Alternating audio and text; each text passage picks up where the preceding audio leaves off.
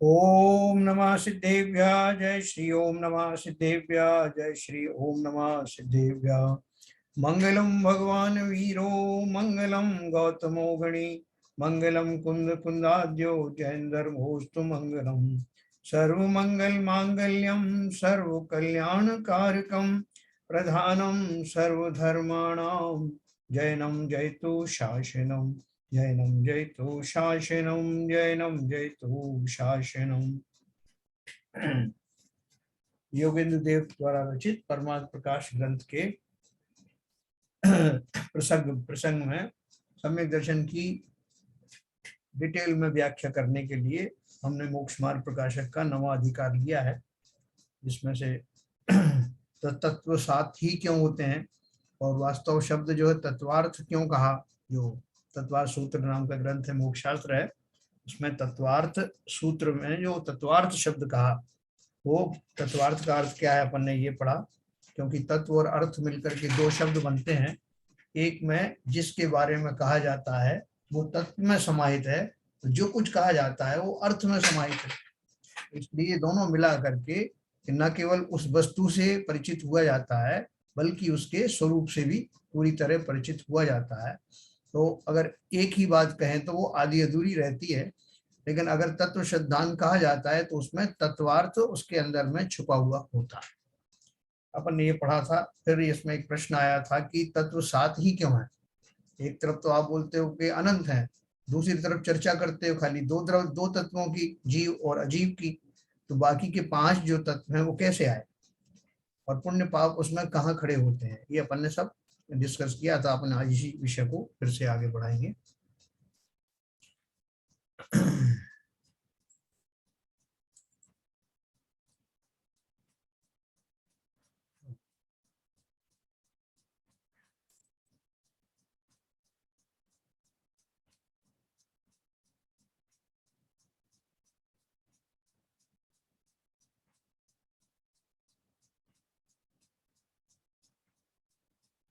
देखो अपन ने ये पढ़ा था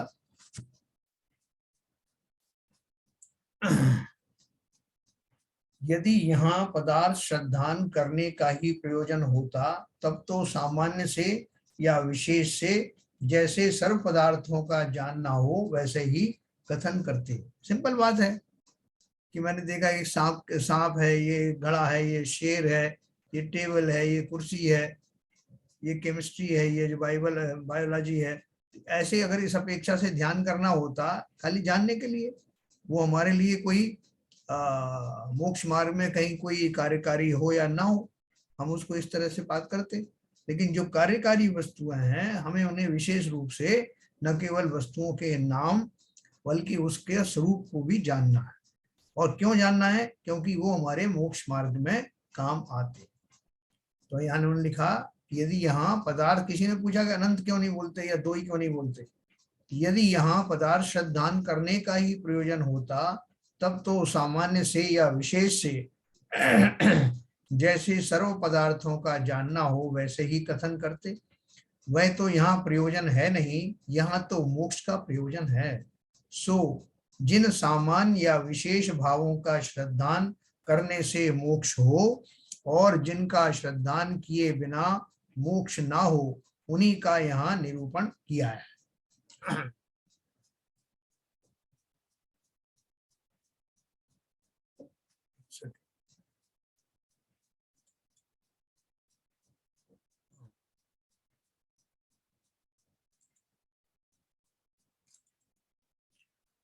उन्हीं का निरूपण किया। सो जीव अजीव यह दो तो बहुत द्रव्यों की एक जाति अपेक्षा सामान्य रूप तत्व कहे। बहुत बहुत द्रव्यों की जाति मतलब बहुत सारे जीव हैं, बहुत सारे अजीव हैं। तो इस जाति अपेक्षा से हैं तो बहुत, लेकिन दो मुख्य रूप से दो ही तत्व हैं जिनका एक दूसरे से बहुत ज्यादा संबंध देखने में आता है। यह दोनों जाति जानने से जीव को आपा पर का श्रद्धा न हो तब पर से भिन्न अपने को जाने, अपने हित के अर्थ मोक्ष का उपाय करे और अपने से भिन्न पर को जाने तब परद्रव्य से उदासीन होकर रागादिक त्याग कर मोक्ष मार्ग में प्रवृत्ति। अपने कल बात करी थी ना, मेरी समस्या ये है कि जो पर पदार्थ हैं, मुख्य तौर से जो पौद्गलिक द्रव्य है, वो उसमें पाए जाने वाले उस जाति के जितने भी द्रव्य हैं, चाहे वो शरीर हो, चाहे मेरे और दैनिक यूज में काम करने वाली वस्तुआं हों, वस्त्र हों, भोजन हो, ये सब जो वस्तुएं हैं, उन सब में मैं अपने को ही पाता हूँ। मेरी भ्रांति ये रही कि उनमें कहीं ना कहीं मैं अपना अस्तित्व ढूंढता हूँ, उनमें अपना आकर्षण खोजता हूँ, उनसे अपने आप को कनेक्ट किए रहता हूँ, उनके बिना मैं अपने स्वरूप को समझता या मानता ही नहीं हूँ। तो इसलिए न केवल हमको उन दोनों द्रव्यों को, दोनों तत्वों को भली भांति जानना है, बल्कि वो अपनी जो कनेक्टिविटी, जो उनके प्रति जो आकर्षण है, उसको अलग हटाना है इस आधार पर कि वो अलग है, मैं अलग हूँ। इतना मात्र कार्य कर लेने से मेरा अनादि काल का दुख सिमट कर रह जाता है और मेरा मुक्ति का मार्ग प्रशस्त होता है। सोचो कितना सरल काम है, लेकिन कठिन किस लिए है? क्योंकि अनादिकाल से मैंने अपने अस्तित्व को पर पदार्थ में, खासतौर से पौद्गलिक पदार्थ में समाहित कर रखा है, उससे जोड़ रखा है, उससे आकर्षित हूँ, उसमें अपनी होने की, अपने अस्तित्व की कल्पनाएं कर रखी हैं। ये हमको छुड़ाना है, इसी को भेद विज्ञान कहते हैं। तो उन्होंने बहुत अच्छे से इस बात को समझाया है कि तत्व तो मुख्य रूप से हमको दो ही हमारा पाला पड़ता है, एक में जीव द्रव्य और दूसरा अजीव द्रव्य। अजीव द्रव्य में भी, अजीव में से वैसे सारे आ जाते हैं जीव के अतिरिक्त, लेकिन अजीव में यहाँ उन्होंने मुख्य तौर से पौद्गल द्रव्य का लिया है, जो कर्म के रूप में भी और नो कर्म के रूप में भी हमारे साथ बने रहते हैं। तो उन्होंने क्या बोला? अपने हित के अर्थ मोक्ष का उपाय करे। कब करे? यह दोनों जाति जानने से जीव को आपा पर का श्रद्धानु, आपा माने स्वयं का, पर माने दूसरे का, तब पर से भिन्न अपने को जाने। अपने हित के अर्थ मोक्ष का उपाय करे और अपने से भिन्न पर को जाने, तब परद्रव्य से उदासीन होकर रागादि त्याग कर मोक्ष मार्ग में प्रवृत्ति। इसलिए इन दो जातियों का श्रद्धान होने पर ही मोक्ष होता है। श्रद्धान होने पर, अलग तो वो है ही, मैं क्या अलग करूंगा उनको। और दो जातियां जाने बिना आपा पर का श्रद्धान ना हो, तब पर्याय बुद्धि से सांसारिक प्रयोजन ही का उपाय करता है ना। जब तक मुझे अपना और पर का श्रद्धान ना हो, तब तक मैं अपनी पर्याय में जितने भी सांसारिक काम होते हैं, उनको ही अपना अभीष्ट समझता हूँ, उनमें ही खुश रहता हूँ। आपा पर मैंने समझा नहीं साहब, जो मिल गया हमें तो हम सब अपना मानते हैं। हम हैं, हमारा शरीर है, हमारे नाते रिश्तेदार हैं, हमारा धन दौलत आदि है, ये सब मिला करके ही तो मैं हूं। इसके अलावा हमारा अस्तित्व कहाँ है? ऐसा हमारा भ्रम है। तो बोल रहे हैं कि पर्याय में प्राप्त होने वाली वस्तुओं में जीव उनसे जुड़ाव महसूस करता है, आकर्षित होता है, उनमें अनुराग करता है और इसी कारण से उसका संसार बना रहता है। ये पर्याय बुद्धि है। तब पर्याय बुद्धि से सांसारिक प्रयोजन ही का उपाय करता है। पर द्रव्य में राग द्वेष रूप होकर प्रवर्ते, तब मोक्ष मार्ग में कैसे प्रवर्ते हैं? अगर मैं परद्रव्यों को ही, उनमें राग में फंसा रहूंगा, उनसे द्वेष में फंसा रहूंगा, तो फिर मोक्ष मार्ग के लिए फुर्सत ही नहीं, ना ऐसा चिंतन होगा, ना उस जाति का उपयोग होगा। इसलिए इन दो जातियों का श्रद्धान न होने पर मोक्ष नहीं होता। इस प्रकार यह दो सामान्य तत्व तो अवश्य श्रद्धान करने योग्य कहे हैं।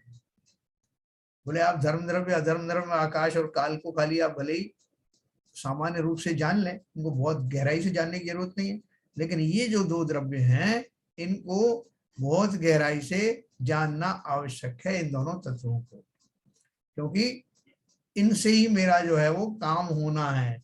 इनके मिले होने की कल्पना मात्र से मैं संसार में बना रहता हूँ और इस वास्तविकता को स्वीकारते ही कि मैं और ये अलग अलग हैं, मेरा मोक्ष मार्ग प्रारंभ हो जाता है। तथा आश्रव आदि पांच कहे वे जीव और पुद्गल की पर्याय है। कल अपन ने पढ़ा था ना, आश्रम में आश्रव, बंध, संवर, निर्जरा और मोक्ष। तो उनमें से कुछ तो संयोगी भाव हैं, जीव और अजीव के मिलने से। अजीव किस फॉर्म में, कई कई फॉर्म में हो सकता है ना। जिस अजीव की पुद्गल की मुख्य तौर से बात हो रही है वो कई कई दशा में हो सकता है। वो टेबल कुर्सी के रूप में हो सकता है, वो भोजन आदि के कणों के रूप में हो सकता है, वो शब्दों के रूप में हो सकता है, वो अंधेरे के रूप में हो सकता है, और वो शरीर आदि नौकर्म के रूप में भी हो सकता है, और मुख्य कर्मों के जो 8 कर्म है उनके रूप में भी हो सकता है। ऐसे विभिन्न रूप है पुद्गल के।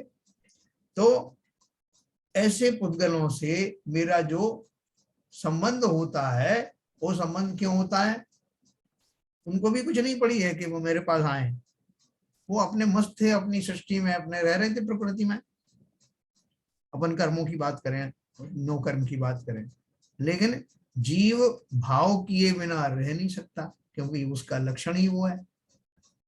और जीव के जैसे भाव होंगे, प्रकृति में क्या व्यवस्था है कि जैसा मैं भाव करूंगा उस भावों का निमित्त पा करके उन भावों से मैच करने वाले जो कर्म परमाणु हैं वो आत्मा की ओर आकर्षित होते हैं। हर एक परमाणु नहीं होता।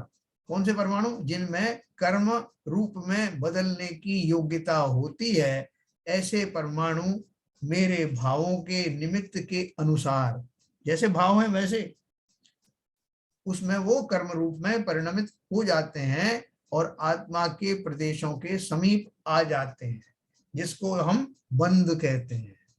आना उनका आश्रव है और आत्म प्रदेश के आसपास रुक जाना उसको हम बंध कहते हैं। एक क्षेत्रावगाव संबंध है। तो अब देखिए इस तरह से वो हमारा जो बंध हुआ वो हमारे कारण से ही हुआ और पुद्गल की अपनी योग्यता के कारण हुआ। तो ये कॉम्बिनेशन हो गया। आश्रवादी 5 कहे वे जीव पुद्गल की पर्याय हैं, इसलिए यह विशेष रूप तत्व है। इसलिए उस स्टेज को जिसमें जीव और अजीव दोनों द्रव्य करीब आ जाते हैं, बंध को प्राप्त होते हैं, जिसे हम बंध कहते हैं शास्त्रीय भाषा में, तो वो जो अवस्था प्रकट हुई है, पहले आने वाली जो अवस्था थी उसको हमने आश्रव कहा। जो आत्म प्रदेशों के आसपास बंद होने की जो बात कही उसको हमने बंध तत्व कहा। तो जीव अजीव तो 2 पहले से थे, अब ये हो गया आश्रव और बंध, हो गए 4। फिर मुझे मालूम पड़ा कि ये जो बंद हो गया है, किसी श्री गुरु के उपदेश सुन करके मुझे पता लगा कि भाई साहब ये बंद बहुत खतरनाक है, बड़ा डेडली कॉम्बिनेशन है। जब तक इनके अनुराग में फंसे रहोगे, ऐसे भाव करोगे कि तुम्हें छोड़ेंगे नहीं, जकड़ लेंगे। तो क्या करूं मैं? जिन भाव पूर्वक इनको बुलाया था उससे विपरीत भाव करो तो इनसे छूट जाओ। जैसे अपन रस्सी को बांधते हैं एक डायरेक्शन में, आपने क्लॉकवाइज डायरेक्शन में उसको लपेटा तो बंध गए। अब खोलने के लिए क्या करोगे? एंटी क्लॉकवाइज घुमाओगे तो खुल जाओगे। तो उसी तरह से जो जीव और अजीव की आश्रव और बंध रूप जो पर्याय थी, पर्याय हुई ना, वो जीव और अजीव तो तत्व इंडिपेंडेंट है, लेकिन उनकी वो अवस्था जिसमें वो एक दूसरे के समीप आते हैं और वो अवस्था जिसमें वो बंध को प्राप्त होते हैं, ये पर्याय हैं जीव और अजीव दोनों की मिलाकर की। तो इसलिए उन पर्यायों को एक तत्व का नाम दे दिया गया है। जीव अजीव तत्व तो पहले से थे, कर्मों के आगमन को आश्रव, कर्मों के बंध को बंध, तो 4 तत्व हो गए। अब जब आप उनसे निकलने की बात सोचोगे, उनको तो आज ना कल निकलना ही निकलना है, उदय में आकर के निकलते हैं फिर नए आ जाते हैं, वो अलग बात है। लेकिन हाँ, मैं समझ गया हूं कि इनका सानिध्य बहुत खतरनाक है। तो मैंने क्या किया, अपने भावों को उन पहले वाले भावों के विपरीत करना शुरू कर दिया। फलता क्या हुआ, आने वाले जो कर्म जो निरंतर ही चले आ रहे थे उनमें एक ब्रेक लग गया। उस ब्रेक का नाम ही तो संवर है। मेरे अब भाव इस तरह हो गए कि वो कर्म अब मेरे पास आने का साहस नहीं करेंगे। नवीन कर्म जब नहीं आएंगे तो उनका बंध भी नहीं होगा। इस अवस्था का नाम संवर है। तो एक पर्याय, एक तत्व मैंने इस पर्याय का भी जोड़ दिया। तो जीव अजीव आश्रव बंध संवर। फिर मैंने सोचा कि मैंने चलो आना तो रोक दिया, लेकिन जो मैंने पहले से स्टोर कर लिए हैं, जो सत्ता में पड़े हुए हैं, उन कर्म को भी तो खाली करूं। तो ऐसा खाली करने का भाव आते ही मैंने संयम धारण किए। पहले तो संवर वगैरह कैसे हुआ, जब जीव को सम्यक दर्शन हुआ तभी तो उसको ये सद्बुद्धि आई ना कि ये मेरे खतरनाक हैं, इनको छोड़ना है, तो संवर शुरू हुआ। और फिर जब उसने अपने स्टोरेज में देखा तो बहुत कर्म पड़े हुए थे, लंबी लंबी स्थिति वाले, तो उसने उसका उपाय पूछा तो उपाय भी प्राप्त हो गया कि जो तपस्चरण आदि हैं, संयम आदि हैं, अपने भावों का जो सही डायरेक्शन में चिंतन है, उनके द्वारा उस स्टोरेज को खाली किया जा सकता है। तो वो खाली करने वाला जो पर्याय है जिसमें मैं खाली करने लगता हूं, उसका नाम निर्जरा तत्व है। उस स्टेज विशेष का नाम निर्जरा। तो अब वो निर्जरित होना शुरू हुआ। तो क्यों निर्जरित कर रहा हूं, जब पूरा खाली हो जाएगा तो उस अवस्था को भी तो कुछ कहूंगा ना। बोले बिल्कुल, जैसे ही वो पूरा खाली हो जाएगा, नए तो आ नहीं रहे हैं, संवर से रोक दिया है, और जो सत्ता में पड़े हैं उनको मैंने खाली कर दिया है, और खाली करने का प्रोसेस चालू है। तो जब पूरी तरह खाली हो जाएगा तो उस स्टेज का नाम निर्जरा कहलाए, निर्जरा सॉरी नहीं, मोक्ष कहलाएगा। ठीक है ना। तो इस तरह से ये 7 तत्व हो गए हमारे जीव अजीव, आश्रव बंध संवर निर्जरा और मोक्ष। ये सीधा स्वरूप है 7 तत्वों का। मुख्य रूप से तो 2 ही तत्व है।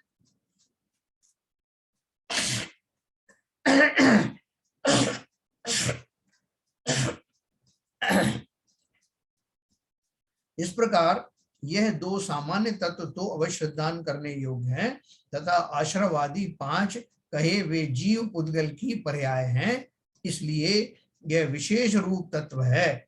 सो इन 5 पर्यायों को जानने से मोक्ष का उपाय करने का श्रद्धान होता है। बहुत सिंपल बात है भाई। आपने जो है वो पहले जिस तरह का आपका चिंतन चलता था, उस चिंतन के हिसाब से, या किसी ने किसी का चिंतन चल रहा है कि मुझे एक मकान खरीदना है, उसने मकान खरीदा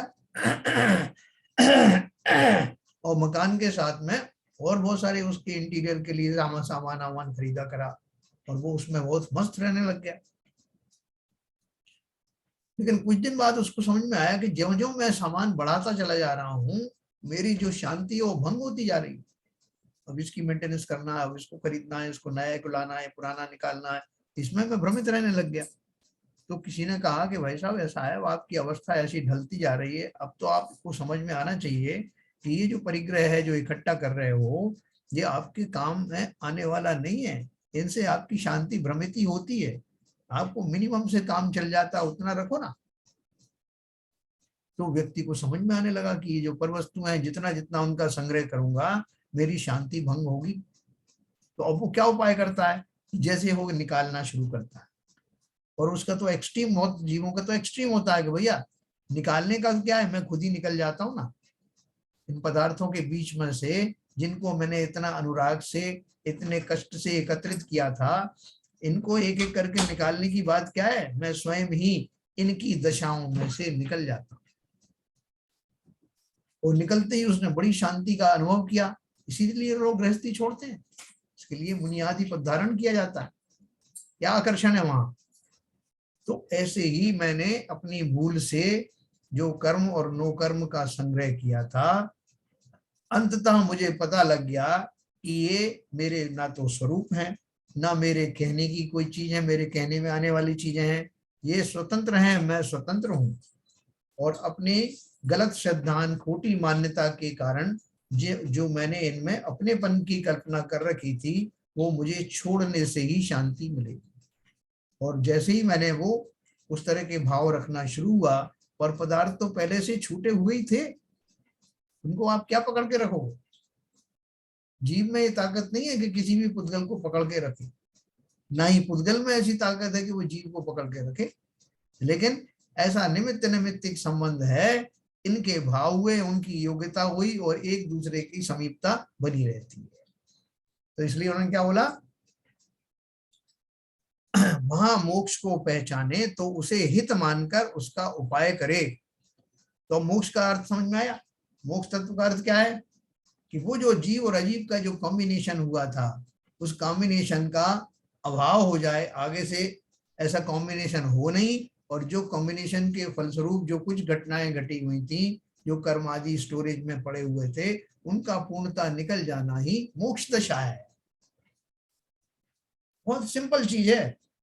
मैं जीव को जानूं और उन दशाओं को जानूं जिन स्टेजेस में मेरा पाला अजीब से अर्थात मुख्य रूप से पुद्गल से पड़ता है, और उनसे होने वाले बंध से रहित होना है, तो संवर और निर्जरा का सहारा लेना है और पूर्णतः उनको निर्जरित करके मोक्ष दशा को प्राप्त करना। ठीक है, तो देखिए वहां मोक्ष को पहचाने, अपने पढ़ा था ना, देखो, तो उसे हित मानकर उसका उपाय करे, इसलिए मोक्ष का श्रद्धान करना तथा मोक्ष का उपाय संवर निर्जरा है, सो इनको पहचाने तो जैसे संवर निर्जरा हो वैसे प्रवर्ते, इसलिए संवर निर्जरा का श्रद्धान करना।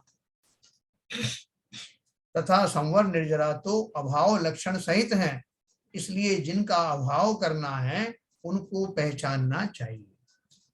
जब उनको बोला जाए कि बच्चे को बोला जाए कि भैया ये जो तेरे जो नाखून बढ़ रहे हैं ना, ये बाल बढ़ रहे हैं, इनको काट लो। बोले क्यों काटूं, ये तो मेरा शरीर है। कोई शरीर नहीं है, इनके बिना भी शरीर बना रहेगा और ज्यादा अच्छा रहेगा, तो इनको निकालो। तब उसको समझ में आता है, फिर कहता है इनको निकालने में मुझे दर्द तो नहीं होगा। मतलब दर्द भी नहीं होगा, तो फिर उसको आश्वस्त होकर के उनको निकालना शुरू करता है। तो ऐसी हमको उपदेश मिला है कि ऐसी वस्तुएं बहुत सारी हैं जो मैंने अनजाने में संग्रहित कर ली हैं, उनके निकलने से कोई मुझे संकट खड़ा नहीं होगा, बल्कि निकलने से मुझे सुखानुभूति ही होगी। इसलिए कहा कि संवर निर्जरा तो अभाव लक्षण सहित हैं। अभाव लक्षण क्या है? संवर के द्वारा नवीन कर्मों का आश्रव का अभाव किया जाता है, इसलिए संवर है। और आए हुए कर्मों का अभाव करना है, खिराना है, इसलिए निर्जरा तत्व है। इसलिए जिनका अभाव करना है उनको पहचानना चाहिए। जैसे क्रोध का अभाव होने पर क्षमा होती है, सो क्रोध को पहचाने तो उसका अभाव करके क्षमा रूप प्रवर्तन करे। उसी प्रकार आश्रव का अभाव होने पर संवर होता है, और बंध का एक देश अभाव होने पर निर्जरा होती है ना। एक देश माने पार्शियल, फुल हो जाएगा तो मोक्ष हो जाएगा। सो आश्रव बंध को पहचाने तो उनका नाश करके संवर निर्जरा रूप प्रवर्तन करे, इसलिए आश्रव बंध का श्रद्धान करना। इस प्रकार इन 5 पर्यायों का श्रद्धान होने पर ही मोक्ष मार्ग होता है। इनको न पहचाने तो मोक्ष मार्ग की पहचान बिना उसका किस लिए करे, है ना। उनका श्रद्धान क्यों करे? क्योंकि वो मेरे मोक्ष मार्ग में उनको पहचानना आवश्यक है।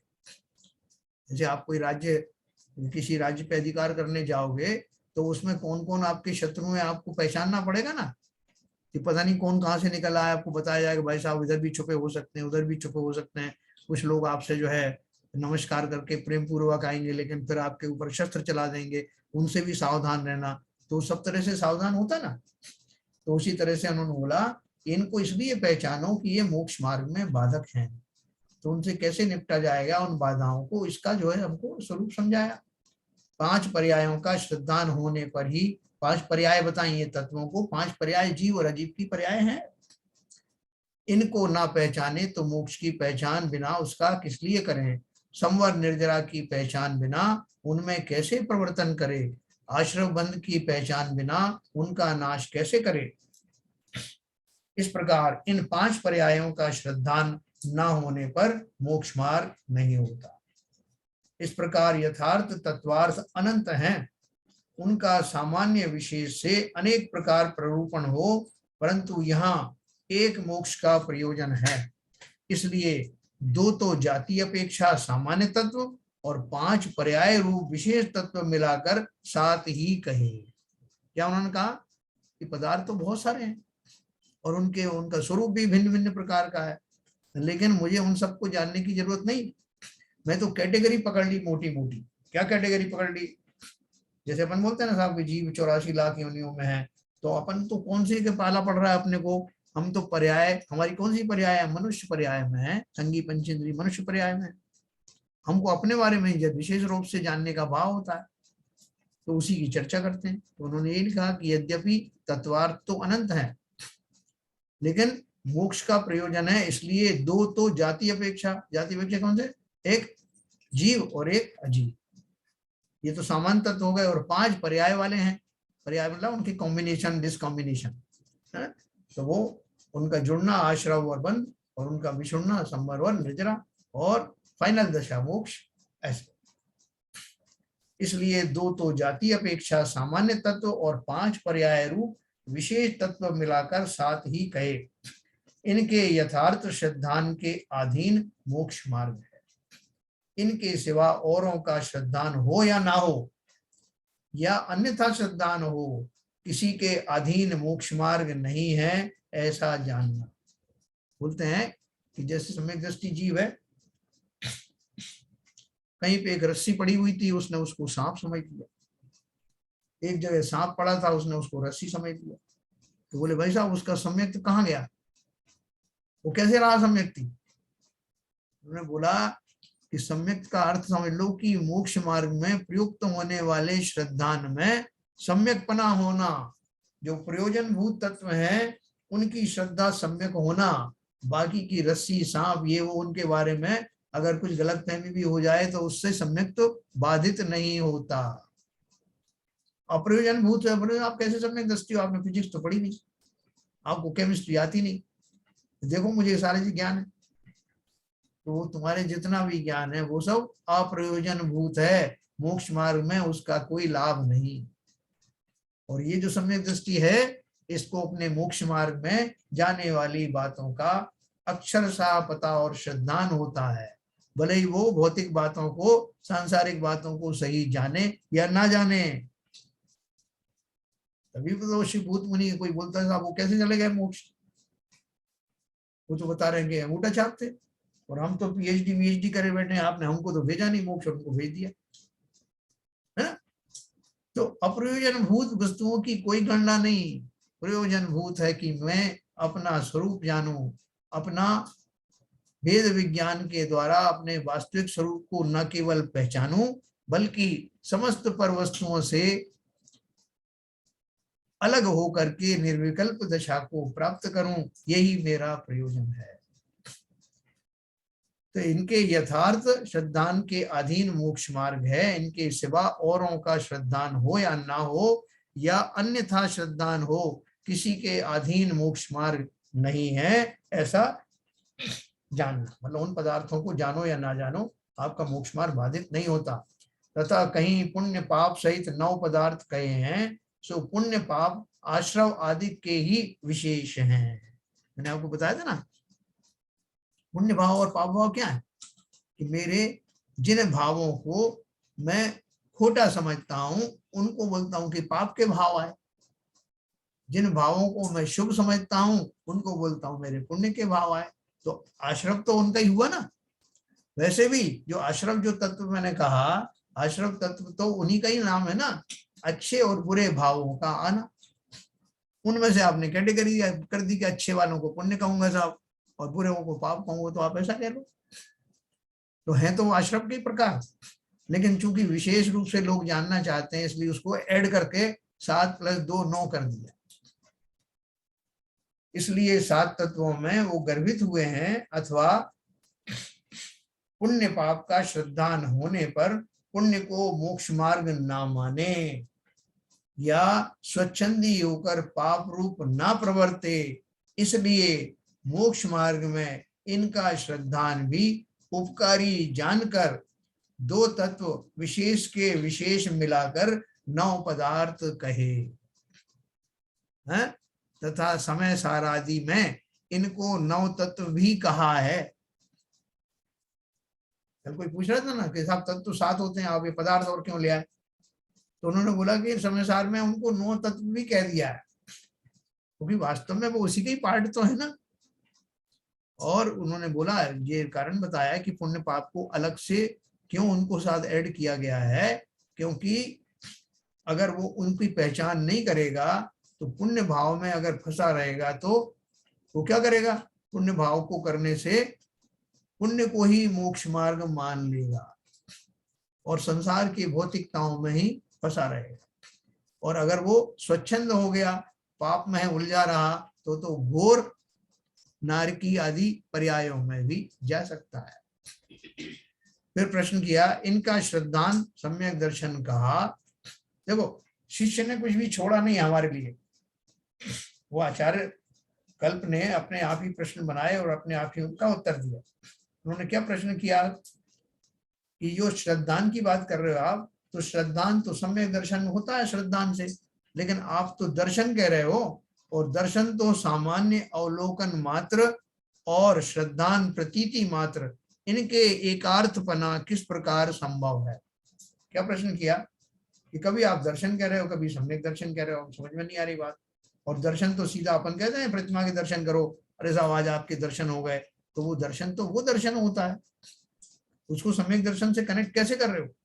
तो उन्होंने जवाब दिया, प्रकरण के वश से धातु का अर्थ अन्यथा होता है, यानी वही बात किस संदर्भ में अपन बात कर रहे हैं उसका वैसा अर्थ लेना है ना। अपन बोलते हैं ना, सारंग ले सारंग गई, क्या है, सारंग ले सारंग चली कर सारंग की ओट, और सारंग जीनी जानकर सारंग कर गई चोट। आपने बचपन में ये अनुप्रास और श्लेष अलंकार पढ़े होंगे ना, जिनमें एक ही शब्द का अलग अलग जगहों पर अलग अलग अर्थ होता है। या वो क्या है, लाली मेरे लाल की कित जित देखूं तित लाल, लाली देखन मैं गई मैं भी हो गई लाल। धतूरे का है ना, कनक कनक ते सोगुना मादकता अधिकाय, या खाए बोराय है व पाए बोराय। तो यहाँ एक ही शब्द का अलग अलग प्रयोग अलग अलग अर्थों में होता है। तो यहाँ उन्होंने क्या बोला, यही बात कर रहे हैं कि प्रकरण के वश से, मतलब जो कंटेक्स्ट चल रहा है, जो प्रसंग चल रहा है, उसके हिसाब से धातु का यानी शब्दों का अर्थ अलग अलग होता है। सो यहाँ प्रकरण मोक्ष मार्ग का है, उसमें दर्शन शब्द का अर्थ सामान्य अवलोकन मात्र नहीं ग्रहण करना। कंटेक्स्ट क्या चल रहा है, मोक्ष मार्ग का, क्योंकि चक्षु अचक्षु दर्शन से सामान्य अवलोकन तो सम्यक दृष्टि मिथ्या दृष्टि दोनों के समान होता है। जो आंखों से देखना है या इंद्रिय आदि से देखना है, वो तो सम्यक दृष्टि मिथ्या दृष्टि दोनों को एक जैसा होता है। तो उसकी चर्चा हम नहीं कर रहे, हम तो कुछ विशेष चर्चा कर रहे हैं जो सम्यक दृष्टि को होता है, मिथ्या दृष्टि को नहीं होता। कुछ इससे मोक्ष मार्ग की प्रवृत्ति अप्रवृत्ति नहीं होती, तथा श्रद्धान होता है सो सम्यक दृष्टि के ही होता है। इससे मोक्ष मार्ग की प्रवृत्ति होती है, इसलिए दर्शन शब्द का अर्थ भी यहाँ श्रद्धान मात्र ही ग्रहण करना। ठीक है साहब, ये दो बात हो गई। फिर प्रश्न है, यहाँ विपरीत अभिनिवेश रहित श्रद्धान करना कहा, सो प्रयोजन क्या है। देखो एक शब्द आया इसमें, थोड़ा आपको कठिन लग रहा होगा, विपरीत अभिनिवेश रहित श्रद्धान। श्रद्धान कैसा करना, जिसमें किसी तरह की विपरीतता ना हो, उल्टापना ना हो। अभिनिवेश माने अभिप्राय यानी अर्थ या मतलब, उल्टा मतलब निकाले बिना जो श्रद्धान होता है उसको विपरीत अभिनिवेश रहित श्रद्धान कहा। क्योंकि मैं श्रद्धान तो बहुत सारी चीजों को कर लेता हूँ ना। मैंने श्रद्धान कहा, भाई साहब जो चलता है उसी का नाम गाड़ी है, एक श्रद्धान मैंने इसका लगा दिया। तो अब मैं चल रहा हूं तो मैं भी गाड़ी हूं, तो कोई पुद्गल उड़ता हुआ जा रहा है तो वो भी गाड़ी है। ऐसे हमने परिभाषाएं बनाई हुई। तो क्या बोल रहे हैं, वो किसी भी बात का खोटा श्रद्धान मत करना, विपरीत श्रद्धान नहीं करना। अपन जो उल्टे श्रद्धान के बारे में अपन पढ़ा था ना, मिथ्यात्व इत्यादि संशय विभ्रम वगैरह जो पढ़े थे, तो हर तरह से जो सम्यक बात है उसके विपरीत श्रद्धान करना वो वास्तव में सम्यक श्रद्धान नहीं होता। तो हमारा अभिप्राय क्या है, किस अभिप्राय से किस मंतव्य से वो बात कही जा रही है, उसका भाव भली प्रकार से पकड़ना। तो विपरीत अभिनिवेश रहित माने देखो नीचे दिया उन्होंने, अभिनिवेश नाम अभिप्राय का है। तो सो जैसा तत्वार्थ श्रद्धान का अभिप्राय है वैसा ना हो, अन्यथा अभिप्राय हो, उसका नाम विपरीत अभिनिवेश है। अभिप्राय का अर्थ समझ गए ना, जैसा उसका भाव भाषण हो, जैसा उसको वो कोई शब्द कहने से उसका अर्थ जैसा निकलता है ना, वैसा ही निकालना चाहिए। जैसा तत्वार्थ श्रद्धान का अभिप्राय है वैसा ना हो, अन्यथा अभिप्राय हो, उसका नाम विपरीत अभिनिवेश है। तत्वार्थ श्रद्धान करने का अभिप्राय केवल उनका निश्चय करना मात्र ही नहीं है, वहां अभिप्राय ऐसा है कि जीव अजीव को पहचान कर अपने को तथा पर को जैसा का तैसा माने, तथा आश्रव को पहचान कर उसे हे माने, तथा बंध को पहचान कर उसे अहित माने, तथा संवर को पहचान कर उसे उपादेय माने, तथा निर्जरा को पहचान कर उसे हित का कारण माने, तथा मोक्ष को पहचान कर उसको अपना परम हित माने, ऐसा तत्वार्थ श्रद्धान का अभिप्राय है। उससे उल्टे अभिप्राय का नाम विपरीत अभिनिवेश है। सच्चा तत्वार्थ श्रद्धान होने पर इसका अभाव होता है, इसलिए तत्वार्थ श्रद्धान है सो विपरीत अभिनिवेश रहित है, ऐसा यहाँ कहा है। अपन ने सब्जी की दुकान में चले गए फिर से, तो उन्होंने कहा था पिताजी ने कि भिंडी लाना है, तो हमने क्या किया, उसके यहाँ से सब चीजों को देखा, एक नजर मारी और ये जान लिया, लक्षण बताए थे ना, तो लक्षण के द्वारा उनको अलग अलग जान लिया और पहचान करके आ गए वापस। पिताजी ने कहा क्या करने गए थे और क्या करके आए? बोले कुछ नहीं, आपने कहा था ना कि वस्तुओं को अलग अलग पहचानो, पहचान के आ गया। और क्या क्या पहचाना? बोले साहब बहुत सारी चीजें थी, उसमें भिंडी भी रखी थी और ये वस्तुएं रखी थी। तो तुम क्या करने गए थे? बोले आपने कहा था वेद विज्ञान करना, तो करके आ गया वेद विज्ञान। जिस अर्थ के लिए गए हो, जिस काम के लिए ये बीड़ा उठाया है, उस काम को भी पहचानना कि उसमें से भिंडी को चुनना है, बाकी को रिजेक्ट करना है और घर ले आना है। इतनी सी बात थी। मैंने क्या किया, बात तो समझी लेकिन आधी अधूरी समझी। तो इसलिए उन्होंने क्या कहा, ये जो 7 तत्व बताए हैं ये खाली नाम रटने के लिए नहीं बताए हैं आपको, इनकी क्या दशा करनी है, इनमें से क्या आपको हे है, क्या उपादेय है, क्या ज्ञेय है, ये जानना आवश्यक है। बाकी सब वस्तुओं को मैंने इसलिए जाना कि उनको मुझे अपनी अभीष्ट वस्तु से अलग करना है, इसलिए जाना, उनको लाना नहीं तो आप भिंडी वहां छोड़े आए और बाकी सब उठा लाए। जैसा आपने कहा था भिंडी को उससे अलग कर देना, करे आया था मैं अलग, उसको दे आया सब्जी वाले को, संभाल तेरी भिंडी। मुझे क्या करना है, इस सब पूरे प्रोसेस में अपने आत्म तत्व को पहचानना है। उस पहचानने के लिए सब पूरा बखेड़ा किया है, उसको पहचान करके उसमें समा जाने के लिए, चिंतन में लाने के लिए ये सब मैंने बीड़ा उठाया। इसको बोलते हैं विपरीत अभिनिवेश रहित। मेरा जो मंतव्य है वो वास्तव में श्रद्धान, जैसा मुझे आचार्य श्रीलों ने बताया था उसी जाति का मैंने पदार्थों के साथ श्रद्धान किया है, तब मुझे मुक्ति का मार्ग प्रशस्त होगा। इसलिए तत्वार्थ श्रद्धान है सो विपरीत अभिनिवेश रहित है, ऐसा यहाँ कहा है। तो आपने कहा था ये भी तो मानता है ऐसा, ये गाय है, ये कुत्ता है, ये इसने मान लिया था। इस दिन भेद विज्ञान बोला था ना, अलग अलग कर दिया, देखो कुत्ते को अलग कर दिया, बिल्ली को अलग कर दिया, मनुष्य को अलग कर दिया, हो गया भेद विज्ञान। तो ऐसी बहुत सारी धारणाएं बीच में लोग जीव कर सकता है, इसलिए उन्होंने स्पष्ट रूप से कहा कि तुम्हें जो चीज बताई जा रही है उसको वैसा ही यथावत उन्हीं भावपूर्वक जानना, और किस लिए बताई जा रही है उसका भी श्रद्धान बराबर होना, खाली ये जानने के लिए थोड़ी। अथवा किसी के आभास मात्र तत्वार्थ श्रद्धान होता है, परंतु अभिप्राय में विपरीतपना नहीं छूटता। किसी प्रकार से पूर्वोक्त अभिप्राय से अन्यथा अभिप्राय अंतरंग में पाया जाता है तो उसके सम्यक दर्शन नहीं होता। देखो इसका उन्होंने उदाहरण दिया। हमको कैसा तत्व श्रद्धान है, तत्वार्थ श्रद्धान हमारा भी है ना। हमारा कैसा है, बोले हमको आभास मात्र है, आभास मात्र कैसे? साहब आप क्या, हमने जब तक बोलते रहते हैं, हम जब तक सुनते रहते हैं, पढ़ते रहते हैं, तब तक तो लगता है कि साहब आत्मा अलग है, शरीर अलग है, लेकिन विश्वास नहीं होता।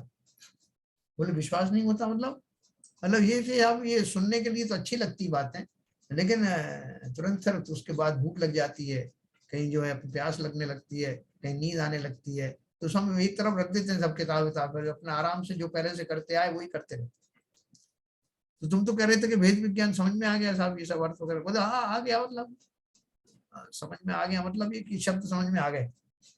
इसलिए उन्होंने क्या हुआ, किसी के आभास मात्र तत्व श्रद्धान होता है, परंतु अभिप्राय में विपरीतपना नहीं छूटता। मैं आज भी शरीर को अपना मानता हूं, यह शरीर ही मेरा स्वरूप है, ऐसा मेरा पक्का विश्वास है। वो विश्वास थोड़ी टूट रहा है। किसी प्रकार से पूर्वोक्त अभिप्राय से अन्यथा अभिप्राय अंतरंग में पाया जाता है तो उसके सम्यक दर्शन नहीं होता है। पूर्वोक्त अभिप्राय से अन्यथा अभिप्राय अंतरंग में पाया जाता है। पूर्वोक्त अभिप्राय कौन सा है? जो आपको बताया, विपरीत अभिनिवेश रहित,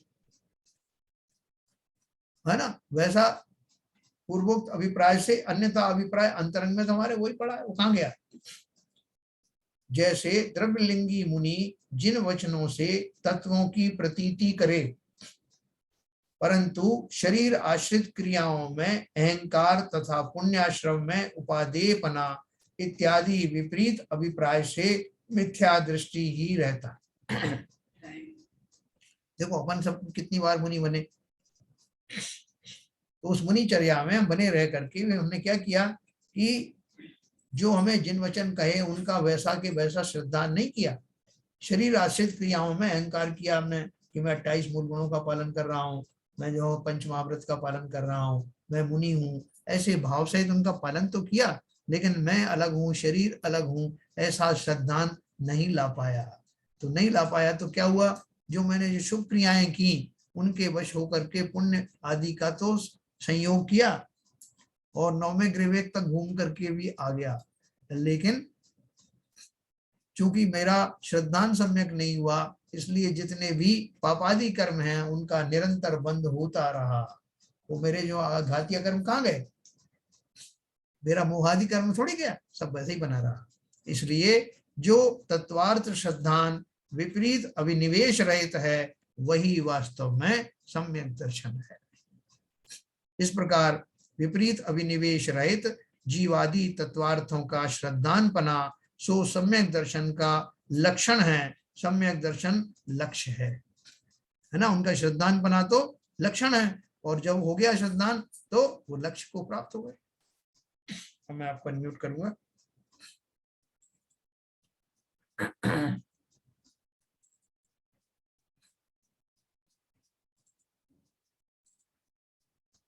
हाँ साहब, आरपी जैन साहब।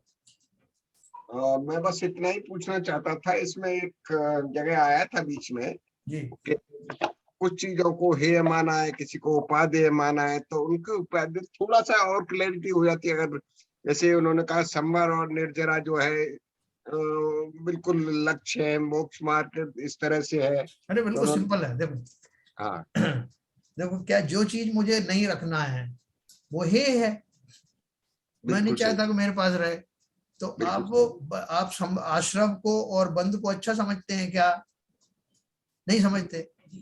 तो हे हो गया, मेरी नजर में वो हे है, मुझे उसको नहीं रखना है। तो फिर किसको रखना चाहते हो आप? संवर और निर्जरा को रखना चाहते हो ना, वो उपादेय सही। ग्रहण करने योग्य। और मोक्ष को क्या मानते हो? अरे बोल, मोक्ष तो परम उपादेय, अल्टीमेटली तो मोक्ष के लिए ही कर रहा हूं। तो बस दो ही तरह के पदार्थ हुए ना, दो ही तरह के जो है स्टेजेस हुई। जीव अजीव तो स्वतंत्र द्रव्य है ही, उनको हे उपादेय की श्रेणी में लाने की जरूरत नहीं। वो कॉम्बिनेशन डिसकॉम्बिनेशन की बात है।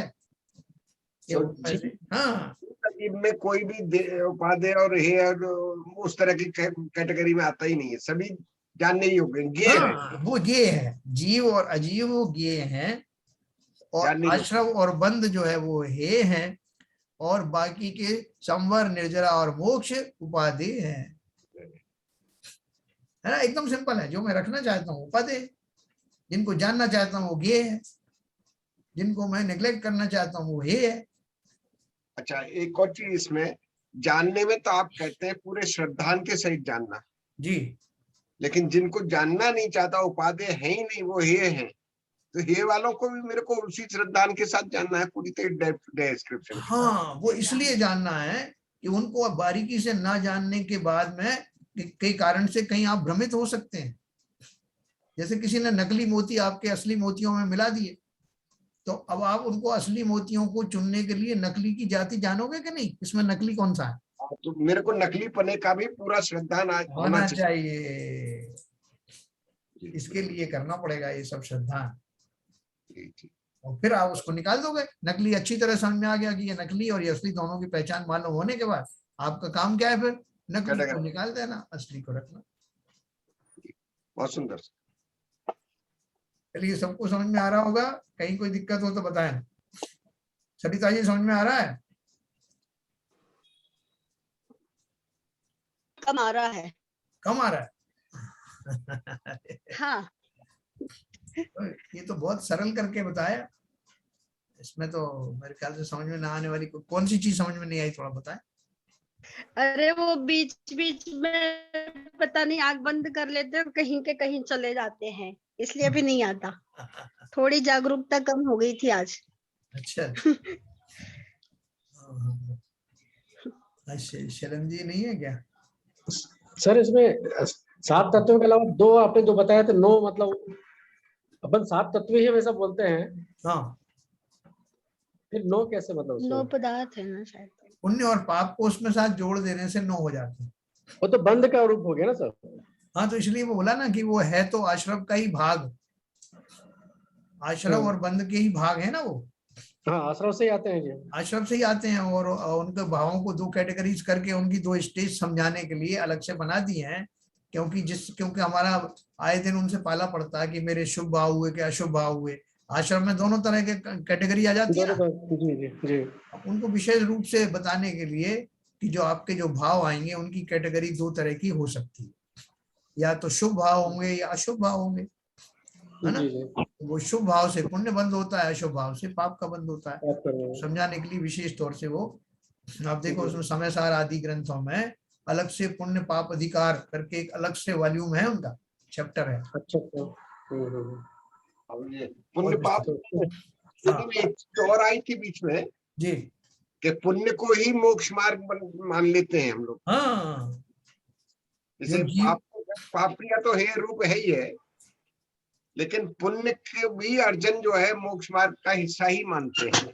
अब देखो, मैं आज जो मंदिर में वो पढ़ रहा था, अपनी जो प्रदीप पूजन पाठ प्रदीप और जो सब पुस्तकें हैं ना, उनमें जो पहली पूजन दूसरी पूजन, उनमें पुण्य और पाप की जो बात लिखी हुई थी, तो लोगों ने उसमें अपनी बुद्धि से उसमें से पुण्य को हटा दिया और खाली पाप को ही रखा है।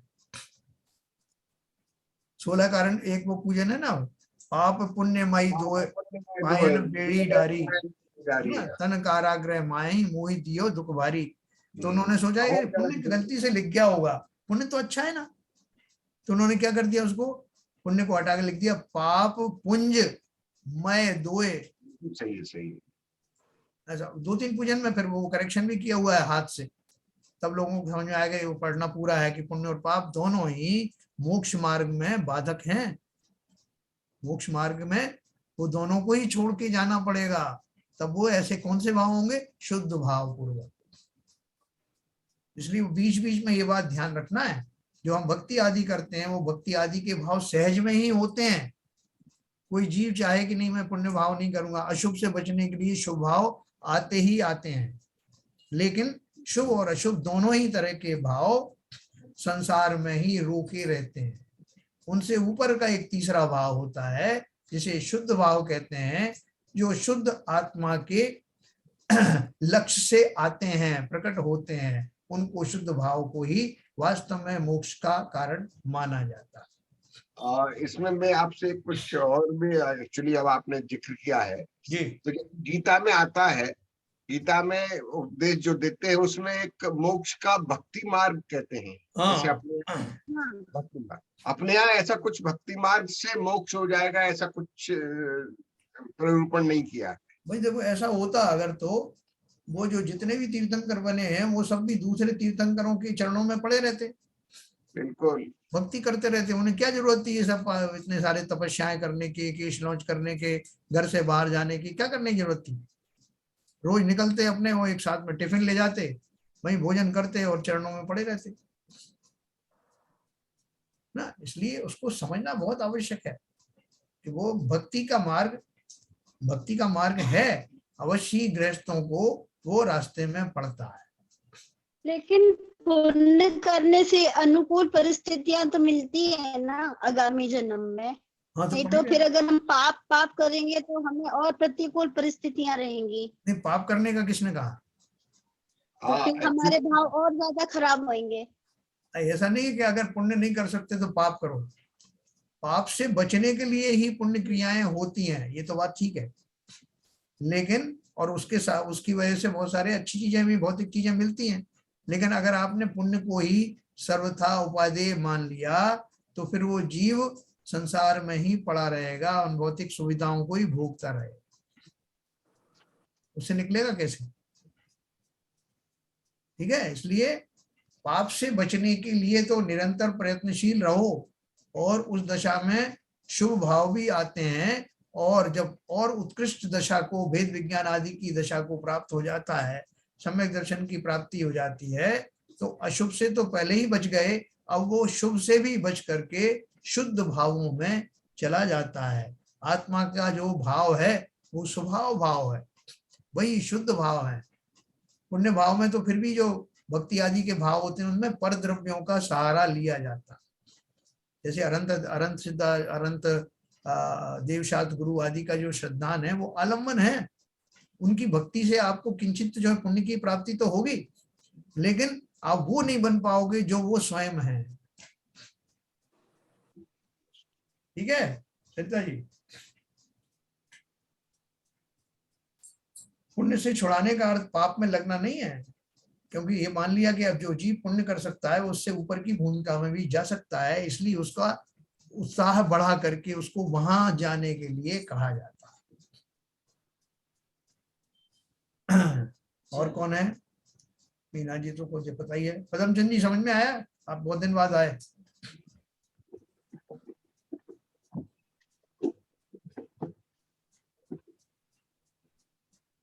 पदमचंद जी है मतलब चले गए होंगे। चलिए, तो इस तरह से हमने जो अभी पढ़ा ये बहुत बेसिक एजुकेशन है, और ऐसा बेसिक आपको सब जगह मिलेगा नहीं, इसलिए विशेष रूप से मैं समझा रहा हूँ कि ये एक बार हमारे फंडामेंटल क्लियर हो जाएंगे तो हमको कहीं भी गलतफहमी नहीं रहेगी कि सम्यक दर्शन क्या होता है, तत्वार्थ का अर्थ क्या है, 7 तत्व ही क्यों कहे गए हैं, पुण्य पाप की क्या भूमिका है, ये सब हमारा बेस तैयार हो रहा है। ठीक है सर, मैं भी जिनवाणी स्तुति करूंगा। बहुत अच्छा सर, यही तो समझ में आ रहा है सर। आ रहा है ना समझ में? जी जी जी। हाँ संजय जी, आप तो बेझिझक पूछ लिया करो, क्योंकि इसमें मूल में भूल नहीं रहना चाहिए। अभी अपन बिल्कुल बेसिक पे चल रहे हैं, बिल्कुल सही सर। तो कल भी पूछ सकते हैं। चलिए जिनवाणी स्तुति करें। मिथ्यात्म नाश वे को ज्ञान के प्रकाश वे को आपा परोभास वे को भानु सी बखानी छाहू द्रव्य जान वे को बंद विधि भान वे को स्वपर पिछान वे को परम प्रमाणी है अनुभव बताए वे जीव के जताए वे को काहू न सताए वे को भव्य और यानी है जहाँ तहाँ तार वे पार के उतार वे को सुख विस्तार वे को यही जिनवाणी है। हे जिनवाणी भारती तो जपू दिन रैन जो तेरी शरणा गहे सो पावे सुख चैन या वाणी के ज्ञान ते सूझे लोकालोक सो वाणी मस्तक धरूं सदा देत हूँ धो। जिनवाणी माता की जय। जय।